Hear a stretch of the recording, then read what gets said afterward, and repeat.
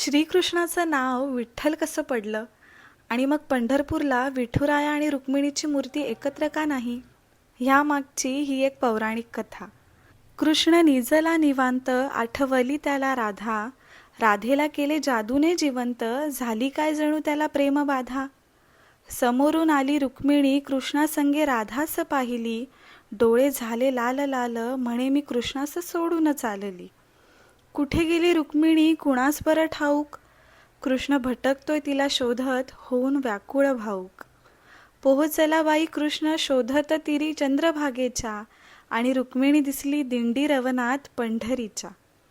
कृष्ण मनवतो रुक्मिणीस, पण ती रुसलेली फार. म्हणतो कसा ग रुक्मिणी करू मी तुझ्या विना वैकुंठाचा संसार. रुक्मिणी नाराज, त्यातच कृष्णास आठवे भक्त एक थोर. नाव त्याचं पुंडलिक, लय गुणाचं ते पोर. पुंडलिकाच्या घरी आली कृष्णाची ग बाई स्वारी.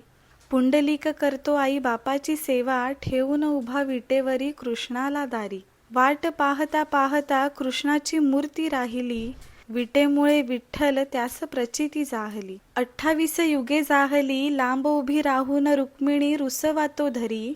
अवघ्या भूमंडळाचा संसार बघत विठ्ठल उभा विटेवरी.